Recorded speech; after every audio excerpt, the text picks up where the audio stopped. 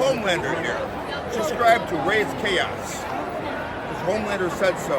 Otherwise, get the fuck out of here. I don't like you.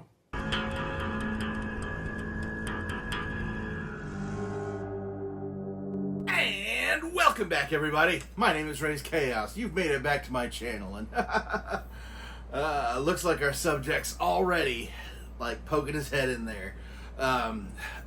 Just for a quick aside, normally I like to use characters from the property that I'm using, if I can, with the subscribed Raze Chaos. But in this case, Raze did a former one. Because yes, The Boys actually used to be published by DC. I mean, they started out not DC, ended up being DC for a short time, and then by the end of the run, they weren't, I don't believe they were DC anymore. They're pretty much independent, which is pretty appropriate considering I feel like the Watchmen shouldn't be part of the DC universe, and I think they should be their own thing. But enough about that. Today we have got the last of the Watchmen characters that they've released so far. Only one left. But yes, today we have... Rorschach. Seriously? You're just going to interrupt me constantly? So yeah, we've got Rorschach. And this is a very, very interesting character. He is easily the fan favorite. It's curious as to why. He's a lot of times considered the central figure of the Watchmen, but that's pretty much because the story begins with Rorschach investigating a murder, and seeing as how it is a costumed crime fighter, he proceeds to go ahead and warn all the other former costumed crime fighters. As he puts it, there's a mass killer out there. I believe I shall take my exercise. From there, it goes on to basically revealing backstories of all the main characters. So because he has that through thing, that through story, or that beginning, he sets up the first issue. People think he's the central character. If you really look at it, no, he's not. He is a very unique character. Stood in firelight, sweltering blood stain on chest like map of violent new continent. Felt cleansed, felt dark planet turn under my feet, and knew what cats know that makes them scream like babies in the night. Looked at sky through smoke heavy with human fat, and God was not there. The cold, suffocating dark goes on forever, and we are alone.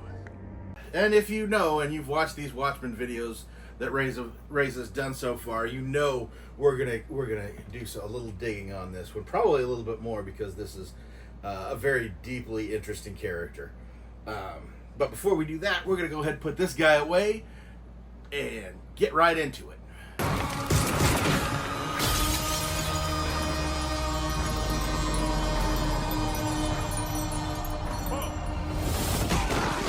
So, what are the bare bones of this guy? This is actually unique to this character as well. You know, as always, the Watchmen characters are altered versions of the old Carlton characters that he had originally started the story with. And usually it's just like, oh, well, it's this person plus this person. In this case, it's not. So it's very easy to see that that Rorschach is basically based around the Question as far as the Carlton characters go. Created by Steve Ditko, that is Carlton Comics. But as far as the second influence goes, It's a character called Mr. A, who was also a character that was created by Steve Ditko. And what makes it really interesting is Mr. A, I think you can get collections of his stuff, but Steve Ditko was a very, very far-leaning right-wing individual. He was a big fan of Ayn Rand and believed in objectivism. And Mr. A was supposed to be a representative of that. So it was completely unfiltered. It was everything that Steve Ditko felt. It went straight into Mr. A. And since he published it himself, there was nobody to tell him not to.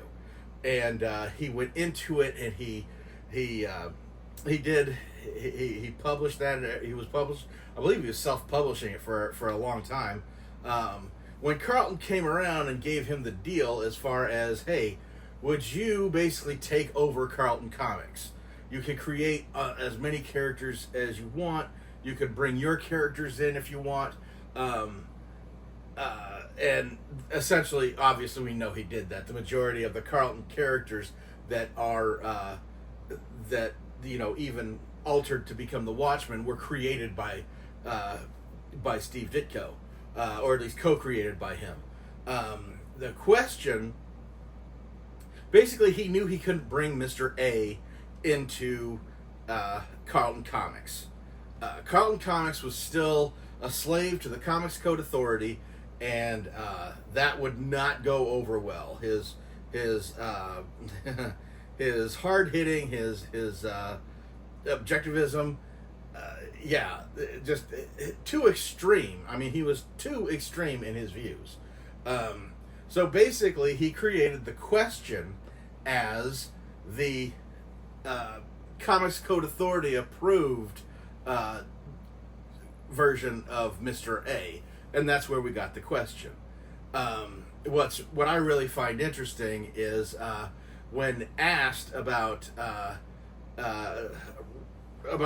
Rorschach during interviews, Alan Moore even admitted that he was basically taking the Question and turning him back into Mr. A, only completely insane. And after Steve Ditko had read The Watchmen and he was asked about the character, he agreed and actually said in a separate interview that Rorschach was basically Mr. A, only insane. Rorschach runs to the animals. Yeah, when he's not clowning around. Flying nutty.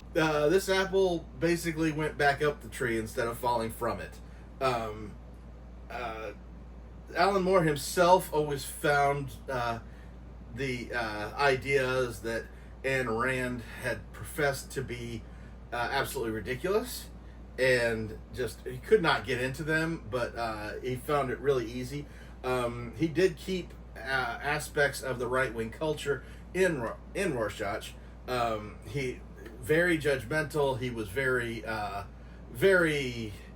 and even the New Frontiersman, the magazine that he reads, is very right wing, very conspiracy theory, and this lunatic does believe in all the things. And when I say that, as far as the objectivism, it's all in his mask, and he mentions it even in the story when he's talking about the fabric used, which was a liquid latex filled design that had white and black, but they never mixed. He is a man who is he sees right and wrong. He sees good, he sees evil. There is no gray in between. There is no mixing of the two. There is no, to him, there is no justifiable homicide. Even though he does kill his victims, he himself thinks that since he's doing the good that nobody else will do, that he is justified. He thinks it's good to eliminate the evil. God Please don't kill anybody. Even though he's, becoming a contradiction in himself, he's killing, but he's killing killers. The depths of his insanity is so deep. October 13th, 1985. Slept all day. Awakened by landlady, complaining about the smell. She has 5 children, by 5 different fathers. I'm sure she cheats on welfare. And you see that when he's talking about people, she believes she's cheating welfare, that kind of thing. He's judging somebody based on nothing. And he isn't above anybody, because what's the landlady complaining about? The smell. This isn't a man who bathes on a regular basis. He basically wanders around during the daytime, carrying the end is nigh sign. He's a doomsday advocate. He's, the world's going to hell. And, since he's basically appears to be a homeless bum, which he's got a home, we don't know how he pays for it. Probably with money stolen from, whatever crimes he's stopped. Drug dealers. The drugs! That kind of thing. He probably takes the money from the people he beats the crap out of and cripples. Another case that they actually mention a character in The Watchmen, where Night Owl and Silk Spectre are on their date talking, and they talk about a villain they used to run into, that they basically realized this guy gets off on getting beat up. They even mention, all of a sudden they realize, oh my God, he is getting sexual pleasure out of basically being beaten up. And, in Night Owl's case, he just basically refuses to assault the guy, to continue fighting him, and the guy just basically begs him to continue. And Silk Spectre was very creeped out about it. They ask whatever happened to him, and they mentioned that they pulled his act on Rorschach, and he dropped him down an elevator shaft, killing him. And of course they laugh over the whole idea. They even say, "Oh, this isn't funny, but we're still gonna laugh." The beautiful thing about The Watchmen is when you look deeper into it and you understand what kind of man that we're dealing with here. He's very brutal on criminals. Did he realize that this individual was getting sexual satisfaction for being beaten on? Did he see this as deviant behavior? Did he see this person as suddenly evil and decide he needed to be taken out? The beautiful thing about The Watchmen is there's so much in what isn't said as much as is, and a lot of times what is said is actually the exact opposite of what's actually happening. And that's one of the things I love about this character. I hope you weren't thinking that this was going to be a short video, because Raze has got plenty to talk about when it comes to the big Rorschach. Another influence that is in there. His real name is Walter Kovacs, and there is even his backstory is laden. Kovacs being that Steve Ditko was strangely attracted to the letter K, and a lot of his characters had K's in their secret identity name. Ted Cord's one of them. They included that in the in this case. That's why they named the character. Walter Kovacs was because was basically in honor of Steve Ditko. Also, then they talk about how he was born to a prostitute mother, wasn't really sure who his father was. After assaulting another kid in the street, he was sent to a reform school, and that reform school was basically the Lily and Carlton Home for Boys, which, there you go, Carlton Comics. That's another throwback right there. But as he gets older, he starts doing menial work in a dress store. That's where he finds the fabric that he makes his mask out of, he gets taken by this dress, and he's really it really appeals to him. The whole black and white never mixing into gray, and he never understands why the woman never comes back for it. It's because it's a special order, custom made job. Never understands why it's never picked up, and that's when he learns. Next day, learned Kitty Genovese was murdered, raped and killed outside her own apartment. Nearly 40 neighbors heard screams. Nobody did anything. Nobody called cops. Some of them even watched. They watched. That's when I knew what people were behind all the self-deception. Now, the Kitty Genovese story is a real story, and it has been propped up in many comics. There is, not comics, movies. There was a movie called 37, which was supposed to be a dramatic telling of what actually happened to her. And there have been plenty of documentaries. There's actually one called The Witness, right now. I believe it's on Netflix, that's actually bringing forth,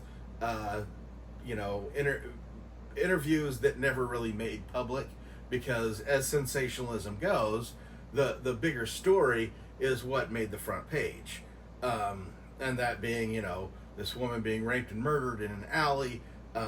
They mentioned that there were 37 to 38 witnesses to this crime, because it happened in an alley of this in Brooklyn, and the neighbors did nothing.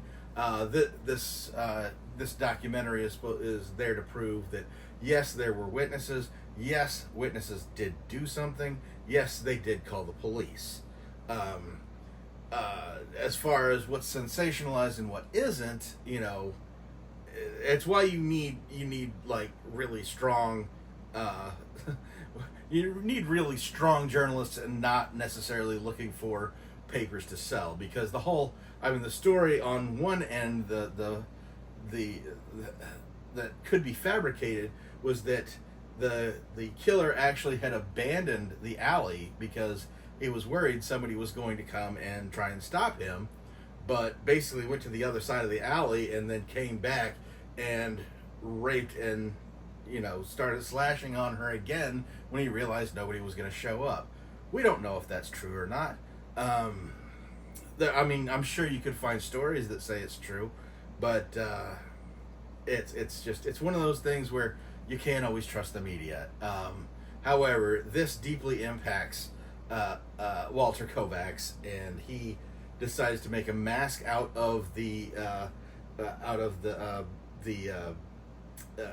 dress, and he continues on, and you see that he's already in a dark place. He's in a very dark place, and but as he himself says, only pretending to be Rorschach. I was just Kovacs then, pretending to be Rorschach. It doesn't go until he actually is basically tracking a kidnapped victim, a young girl. I believe she's like somewhere between 6 and 10. I want to say 6, but I know she's definitely under 10. And basically she's kidnapped due to her name, because her name is the same as a rich family in the area. So the kidnapper thought if he kidnapped her, he'd be able to get a ransom, and then comes to find out that no, there is no relation there, and there is no ransom coming either. Rather than letting the little girl go and potentially being identified, he basically, they do hint that that he does do more to her, but basically her ending ends up being her in pieces and being fed to his dogs to prevent just to basically dispose of his crimes. And this is where it was like seeing this and realizing the depth of evil that he was dealing with. That's when Kovacs closed his eyes. It was Rorschach who opened them again. That's when he gets seriously dark. One of the impacts that the Watchmen has had on popular culture is that in this story, that I mean, it came out in '85, and what he does to this man is basically handcuffs him to the furnace, and essentially it leaves him a hacksaw, a rusty old hacksaw, and it's clear that there's no way he can actually cut through the handcuffs that are being used to restrain him.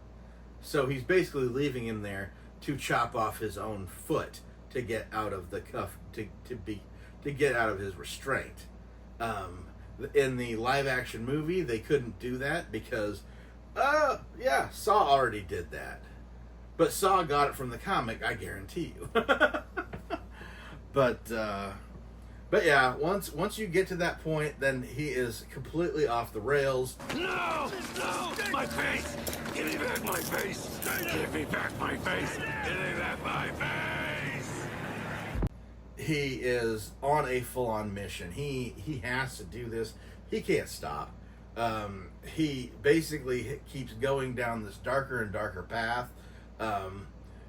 You see signs of his judgmentalism to everybody, as to who is worth saving and who isn't.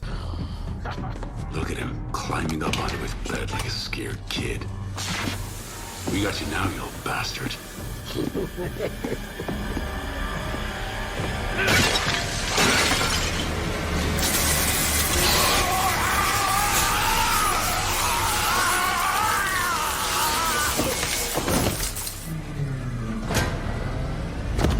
Never disposed of sewage with toilet before.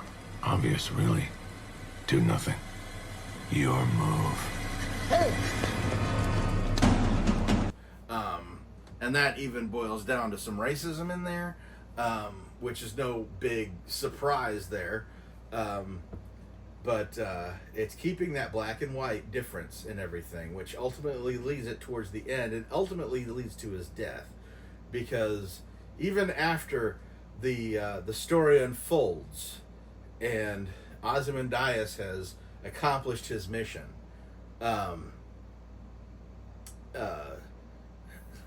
Rorschach just basically goes straight back out to the owl ship in order to head back to civilization to tell everybody what has happened and who did this and why. And even Dr. Manhattan says, even there is no point to do this. There's nothing you can really do to. I mean, obviously you can't stop what had happened, but if you go back and reveal the truth, then that little brief time of world peace that happens ends sooner.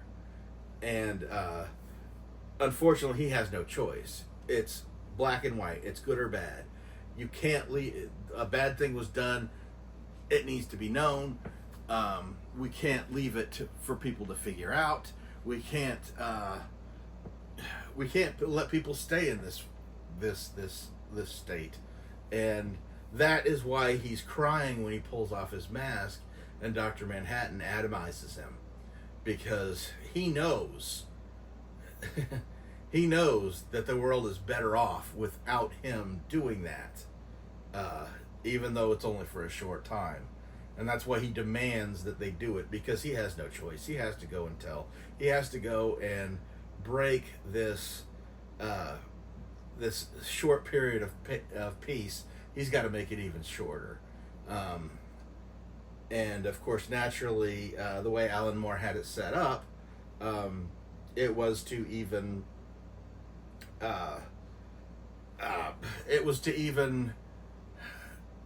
before they go out to Antarctica and everything, he drops off his journal to his favorite publication, his favorite conspiracy theory publication, to basically who knows how long it's going to take them to publish that? Who knows how long it's going to, if they are even. Alan Moore purposely left that in there because he was completely ready to do a sequel to The Watchmen if they were going to pay him to. But since they didn't want to give him anything for making this book, they never got that.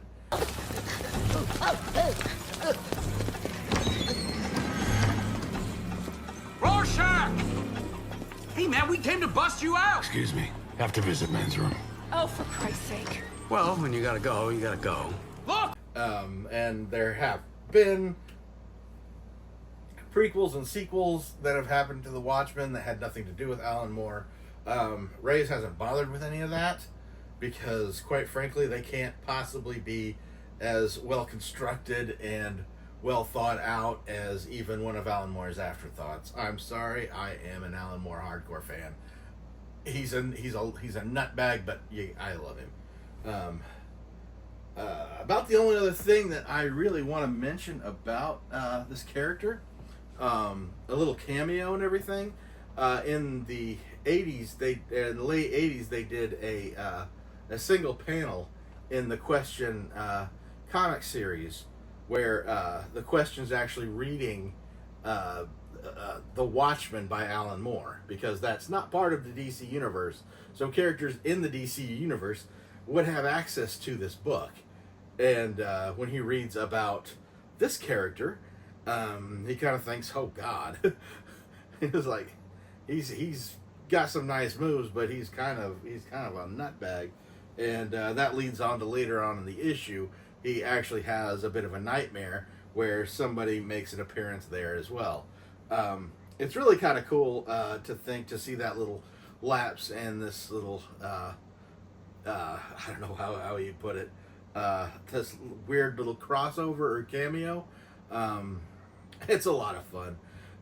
But yeah, this is a character that you can spend all day diving deep into and learning more about, and what kind of terror this man is good about bringing upon people.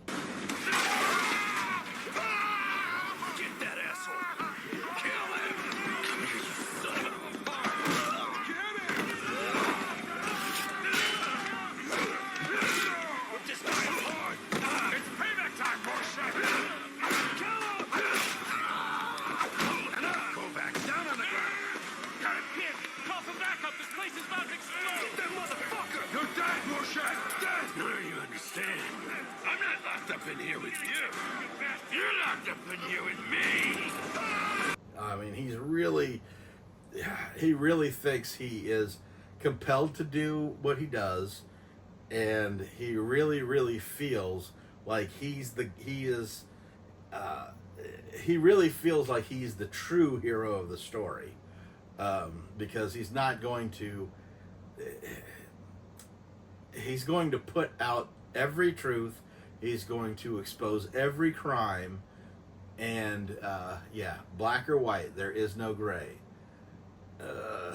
Those of us that live in the real world understand there's always gray. Just different shows. But let's say we pop this guy open and have a look at him. Ready when you are.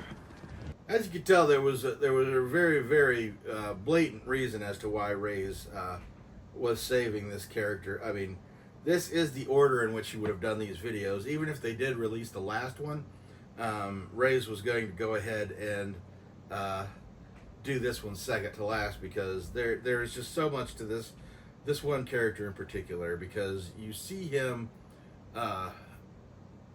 in his costume with his purple pants. I absolutely love this character. I love hating this character. He's one that he's a fan favorite, and everybody seems to love this character, but that just shows how little they actually understand him. Even though he sees himself as a true hero, he really isn't, and they did a wonderful job with this pop. Dog carcass in alley this morning, tire tread on burst stomach. This city is afraid of me. I have seen its true face.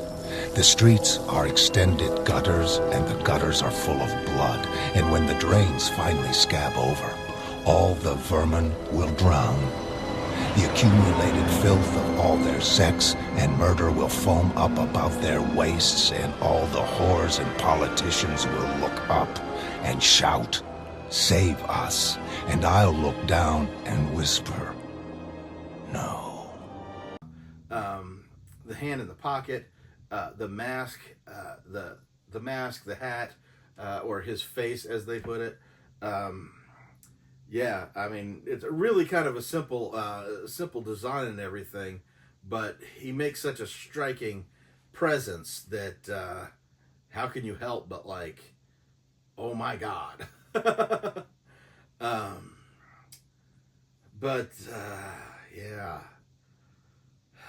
Yeah, Raze isn't gonna keep you too much longer. I know I've gone and dumped a crap load of information onto you. Hopefully this video isn't too long, but then again, Raze always says that, but he honestly doesn't care how long it takes. He doesn't care. He's gonna talk till he gets it all out. Better go now. Things to do. But at any rate, once again, talk to me in the comments about the Watchmen. You know this is one of Raze's favorite subjects.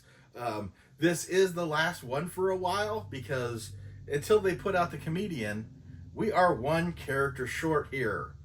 And come on, Funko, give us the comedian. We need him to complete this set. I don't know what you're waiting on. So hopefully that's coming soon, and you know if that happens, Raze is going to be right there, first in line to have that thing ordered and ready to go. But otherwise, most of these characters are still available in the Funko shop, and that might be a bad sign. But still, even if it is a bad sign, I would imagine that just having that one last character to put out to do the set, come on, do it. But at any rate, Raze is going to go ahead and get out of here now. I hope you've had a great day. I hope you've had a great week. I hope you're having a great week, and I hope things just continue to get better for you. Talk to Raze in the comments about the Watchmen, about this character, about Kovacs, Rorschach. Yeah, heck, even Steve Ditko if you want to talk about him. Raze will talk to you about Steve Ditko if you want.